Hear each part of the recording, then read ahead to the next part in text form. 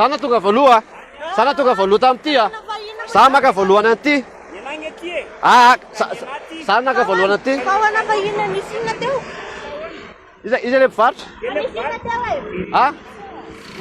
Ah? Vahiny zany olona. Nanatana teo. Ah, mifandrombaka fiara zay hoe zany zay tonga voalohany no mahazo voalohany.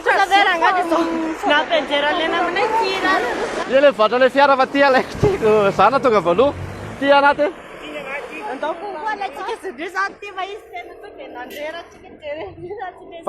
Fananinareo e?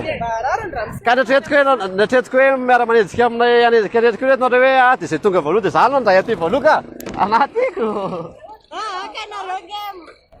Tokony tsy nanao ale fietsika. Ka efa niazaka tsy maintsy. Rehefa angalatra ny anjaranareo. Ka efa andrombaka izay hoe reto aloha fa tsy.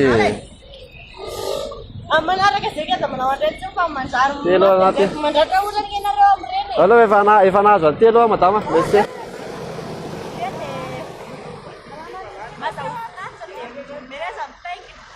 Okey ara. Iaraka ilay mpivarotra. Ty zoky anaty a. Ty mba miazakazaka tamin'ity dia zaka an'ity. Alay aloha io, alay aloha io. Ty alaiko ty.